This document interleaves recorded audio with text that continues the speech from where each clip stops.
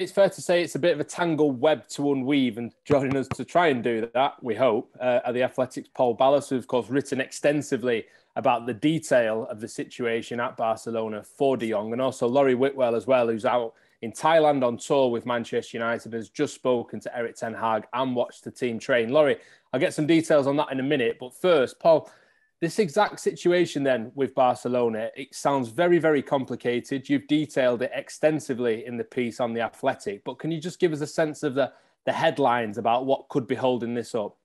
Yeah, so basically the headlines is that there's a battle of narrative here, because De Jong, of course, from a football point of view, is a player that Xavi is happy to have him in the club, but his contract situation is exactly what Barca is not looking for right now and is trying to run away from, because Barcelona spent 560 million in salaries last season, which is a massive amount of money, and they are trying to reduce it. And what happens with the Jong salary is that it's increasing every season. So it's going to be like an issue every summer, because the salary is going to get bigger while Barcelona is going to try to just to keep it down. So that's basically the main reason why Barcelona is considering a departure, and they've been in talk with Man United. And from what I get from sources from the club, from agents, from people that is close to the club and to the operation, Barca would be happy to seal it with a sale, but they know that it's not going to be easy, because Frankie de Jong is basically really happy at the club, at the city. He's enjoying life in there. He's at the club where he dreamed to play when he was a kid.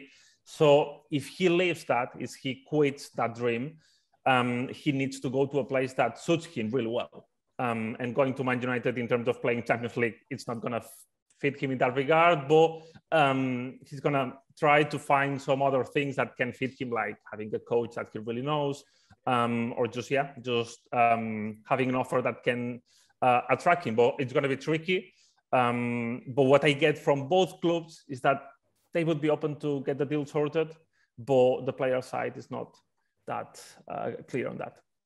So to put it simply, and I know it's not always easy to do this with these sort of situations, but this is still about convincing De Jong to move to Old Trafford. Yeah, and it's also about fitting Barcelona's number, which is an impossible jigsaw this summer. But I think that Barcelona has to wait a bit to see if they can pull more of these levers, economic levers that they are trying to sort out to make the economics work. And while they got it, they still have to convince and to make sure that Frankie de Jong is living on good terms, because he had, of course, like the salary issues, some deferred money from salary from previous season that they have to sort out. So it's going to be a more complex thing in that regard. Yeah, like I said before, there's lots of detail in your piece, and it's certainly one to read and reread to get your head around it all. Laurie, I'm sure you've done that, and I'm sure you're across the situation yourself as well. Out on tour then, in the press conference, what did Ten Hag have to say about De Jong? Did he mention any of these complicated financial scenarios? No, he didn't. Erik ten Hag isn't one for getting into complicated matters in press conferences, no, I don't think. We've got that already, very haven't short we? with his answers. Yes, exactly. There was a quite a funny moment where he gave a very short answer and then kind of sort of stared out the journalist that asked him the question. I don't know if it was like a kind of full stop on his, what he was saying, or whether he was annoyed. I don't think he was, to be fair, but it was a curious manner in press conferences. But listen, authoritative, I suppose, is another take. Yeah. He did speak a little bit about signings. He said that he wants to strengthen midfield. That's clear, and also in offence. And then I asked him about Frankie de Jong specifically, what he might bring to Manchester United, and he just said, "I never talk about players who are not under contract of Manchester United, plays for different clubs, so I cannot tell anything about this issue." So yeah, keeping his cards very close to his chest and not getting into the numbers that Paul so brilliantly dissected in his piece. From your understanding with Manchester United, are they still pushing as hard as they ever were for him, despite these noises now beginning to cast more and more doubt over his appetite to move? Yeah, I think he's the number one target. And this is kind of a crunch situation for Manchester United. You know, John Murtough, the football director, is working on the deal, trying to get it sorted. But clearly, you know, there will come a point where they have to make a call, whether they can keep pursuing it, because we've had this before, haven't we, with Jadon Sancho, where it went the whole summer. They didn't go for Borussia Dortmund's asking price. It came to deadline day and they made a flurry of signings. And, you know, we've had it before with Harry Maguire. That went, you know, late into the day as well. And that summer that he signed. So it's been a kind of history of this for Manchester United, but it's such an integral part of what Erik ten Hag wants to do with his team. We've seen that with the training just then in terms of midfield, in terms of talking about triangles on the pitch to his players. Frankie de Jong, produces all that, and I think Ten Hag sees him as the crucial component of his team.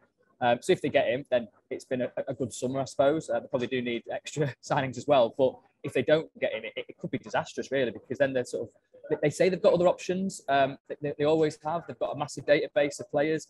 Whether they act decisively on all those sort of targets, or at least the players that are in the database rather, and then they become targets. I don't know. So I don't know if they've got like a secondary option that would actually match what De Jong can do. It really does feel quite a kind of crucial part of the Ten Hag era, really. So yeah, what happens from now on will be really interesting. But I do think they are, continuing to push. But when they flip that switch and maybe divert course, I don't know. They're still talking in hopeful terms. Though, the reason why these discussions have gone on is because they've, obviously got indication that Barcelona are ultimately willing sellers. Frankie de Jong ultimately would come to Manchester United, and Erik ten Hag absolutely loves him. So, we'll see though where it all shakes down eventually. Yeah, Paul Laporta's also been talking to Todd Bowley at Chelsea. He's met him as well. Todd Bowley seems to be meeting everyone at the minute, just getting himself sort of used to everything to do with European football. Is there interest, as far as you understand, from Chelsea in De Jong? Because that would be a bit of a twist for Manchester United. And you were saying before, one of the key things that United can't offer De Jong at this point is Champions League football. And of course, that would be different for Chelsea. I think a potential interest from Chelsea is a thing that Barca really wants, to have like more bidders, more potential suitors involved in the operation. And on that meeting that we saw of Todd Bowley going to Barcelona and having dinner with Joan Laporta, for what I know, Frankie de Jong was a name that was thrown into the table. It wasn't like the biggest name on the table. I think that Barcelona was more concerned with César Azpilicueta and Marcos Alonso. But yeah, I think that there's reasons and there's stuff to think that Barcelona would like to offer Frankie de Jong at Chelsea. For what I've heard, Chelsea is not dismissing the option, but by any chances, it's as advanced or as discussed as it's been with Manchester United in here. So let's see what happens. I think that Man United is still on top of that race if you have to make any living candidate or something like that. And I think that the sale is going to happen. If you ask me for my opinion, that's my personal opinion. I don't have more information than the one I've told in the article and the one I'm telling you right now. But yeah, just for what Laurie was saying as well, just how United speak about it in some hopeful fashion, I think that like a signing is still a possible option. Do you agree, Laurie? I like that, what Paul said there, some hope for Manchester United fans. Paul's obviously a very smart and they'll be clinging on to all these words as well, won't they? The United fans, I think definitely. That is, you ended it quite nicely there, Paul, for people. I think I was going a bit the other way, wasn't I? I was looking in the gloom, but no, yeah. I think because it's such a crucial signing, I think they will ultimately get it done. But we've been here before, haven't we? And you can never say it's all sorted until they've signed on the dotted line. So yeah.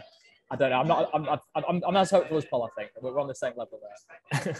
Just as a final point, Paul, as well, how important is this deal for Barcelona in terms of unlocking the rest of their summer? You wrote in the article about selling some of the TV rights, which is obviously a method for Laporta to free up immediate money to be able to spend and get them back to a point where, as you explained in the article, every euro that they bring in, they can then spend at the minute. For every €3 they bring in, they can spend one, which obviously is a lot more restrictive. How important and how key is this De Jong deal to everything else, including, of course, Raphinha for Leeds, which I'm going to talk to Phil Hay about in a moment?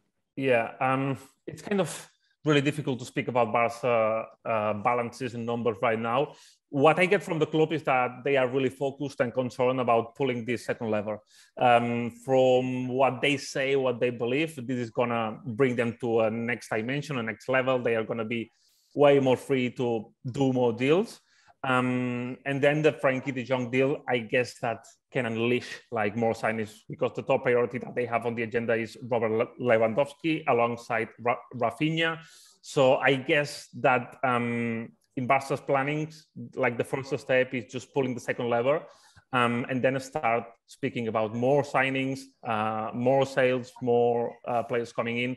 So I think, that's the plan they have right now. But in terms of exactly knowing the exact details of Barcelona numbers, they are trying to keep it like really private, just be quite careful that nothing is going to slip off from their mouth. So let's see what is going to happen in the coming weeks.